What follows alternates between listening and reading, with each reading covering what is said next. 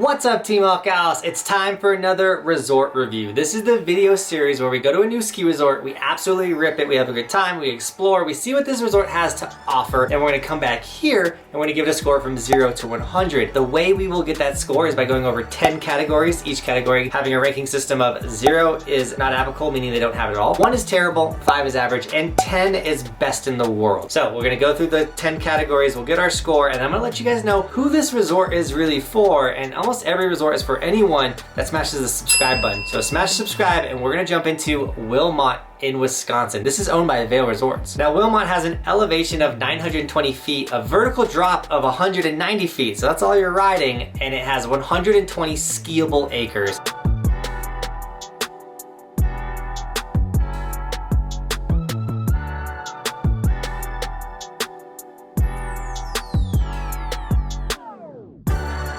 So let's find out how expensive it is to ride this place. So lift prices, our first category. It will cost you $65 for the day, but this is owned by Vail Resorts. So if you buy that coveted Epic Pass, you're actually gonna get a pretty good deal to come ride here. I think the Epic Pass is truly like the best deal in skiing and snowboarding for the value versus resorts that you get, everything like that. If you really use an Epic Pass, like I do, you definitely get your value out of it. So that came into factor, but it's $65 for the day. For the Midwest, that's pretty average. But once again, the Epic Pass is why I gave it a 6 when it comes to lift prices. I think that's like the Epic Pass is like, I know people hate Epic, but it's like the best deal, dude. So 6. Now lodging, we're gonna wanna stay at this resort if we travel to it, and Wilmot does not have any lodging on resort. There's no ski in, ski out, which is mind-blowing for Vail Resorts, but which is also mind-blowing for Vail Resorts. If you go on their website and go to lodging, they actually have a bunch of recommended hotels nearby, and whenever a resort does that, we always give them a 1.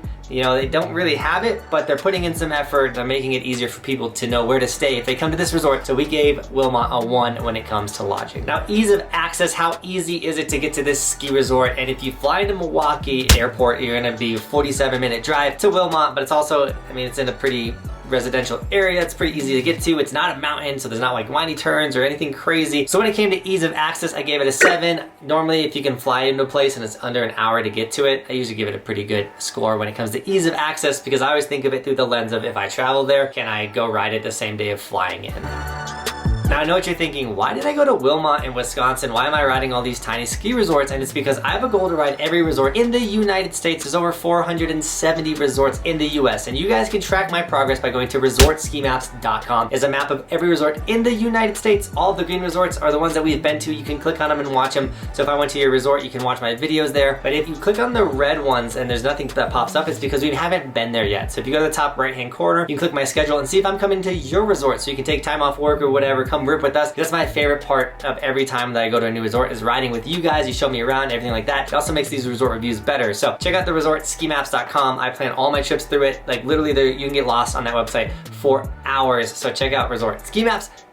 Now chairlifts, we're gonna have to get up that 190 vertical feet so we can rip it. And the cool thing about Vail is when they buy a place, they usually kind of make it better in the sense of like chairlifts and runs and things like that. And so they put in a bunch of new lifts, and they're rocking 6 chairlifts with 2 tow ropes. The tow ropes are in the terrain park, but there's so many lifts for as little that you're riding. Like there's 6 lifts going to the same spot. It blows my mind. And then the fact that the park has its own specific tow ropes, but if you wanted to take a lift, you can take a lift to get in the park too. So overall, the lifts are covering everything you need. So when it came to chairlifts, I gave them a 5 for lifts, because for the Midwest, it's actually a really good chairlift situation. Now runs, why do the lifts matter? The runs aren't sick, and sadly, the runs aren't sick. Just no trees really, nothing fancy. It's just a big mound of just snow when you just kind of ride down it. Like we found this nice roller on one of the runs, and that's all we lapped, because like there's nothing else here, I'll just hit this. So for runs, it gets very repetitive. 2 runs in, you're over it. So when it came to runs, I gave them a 2. One note with the runs too, they do have night riding. We ended up actually night riding this day, so that's a perk if you work a job or you're in the area, you want to go after school, you can ride here at night.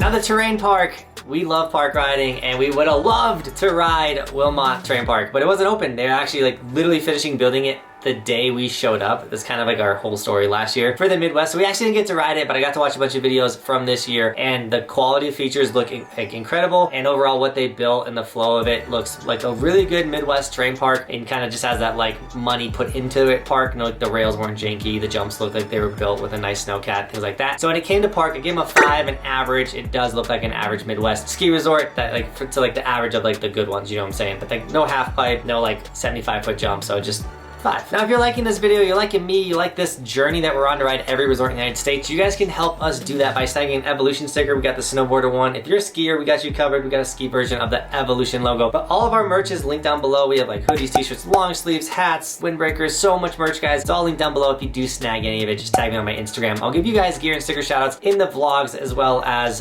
just check out those other social medias like TikTok and things for bonus extra content. But guys, thank you so much for snagging the merch. Like, that's literally how we fund all these trips and go to all these places. So guys, thank you so much for the support. Now food, we're gonna get hungry. We're gonna wanna eat when we're on the mountain normally. I personally don't really eat on the mountain, but we checked out their food area. It's a standard food court for a Vail owned mountain. They got their epic burgers, they got their traditional things, you know, what you're gonna find at any owned Vail ski resort. So I gave them a 5 when it came to food, pretty average.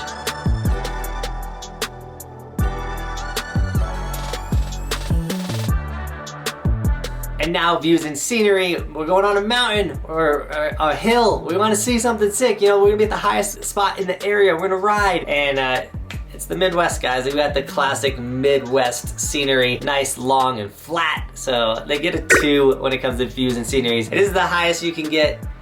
I almost gave him a 1, but I gave him a 2 on the views and scenery. Now employees. This is Vail owned. The last time we dealt with employees at Vail Resorts, you know, we had a little bit of an incident. You know, Keystone incident, you can check it out there. That is why we actually cover employees, is a run-in we had in with a Vail owned resorts policy, their employees, things like that. We don't cover snow conditions because the conditions can vary from season, early, late, Midwest, West Coast type conditions. So we don't do snow conditions, we do employees. And at Wilmot, their employees were average, a 5. We didn't have any bad experiences, any good experiences with any employees. Sometimes employees can make or break your trip. Like literally you can have an employee like help unload the car and get the kids ready and got everyone the best rental, and they like came out and gave tips and it was like awesome. But we didn't have that experience, so we gave them a 5. Now the last category, the most important, the would I go back, because if I wouldn't go back, why would I recommend it to you guys? You know, I say that, but I always tend to give a, no, I think this is fair, a 3 for the would I go back, because I'm not pulled to go back. I'd go back and check out the park because we actually didn't get to ride it. It looks like a fun park. It's near my mom's house. It's owned by Vail, so it's free for me to go. Well, I buy the Epic Pass, so I could go if I'm in town in Wisconsin seeing my mom. That's why I would go back, but I'm not like gonna go back to Wilmot. It's like not pulling me back. It's not like a 10, an 8 for the would I go back. So a 3 on the would I go back.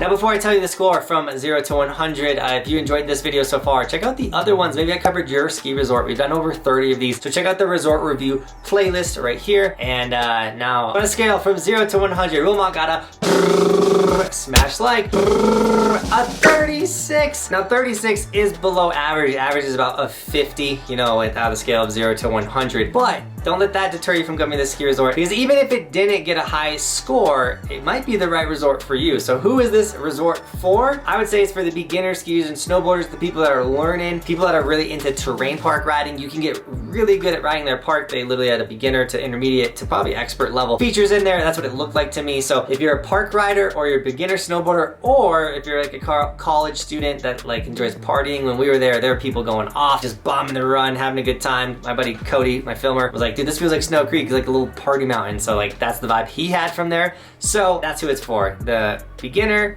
park rider, partier. You might be all 3, who knows? But that is who this resort for, and I hope you guys enjoyed this. Now if you're a local, please share any of the gems down below. Where's the best place to stay? Where's the best place to eat? What are your tips and tricks for the mountain? What's the hidden gems? That way anyone that's looking at this ski resort knows what they need to be looking for by checking out the comment section. So with that, Team Buckhouse, thank you so much for shredding with me today, and as always, thanks for watching. Keep evolving. We'll see you tomorrow with another video, because it is daily on this snowboard channel.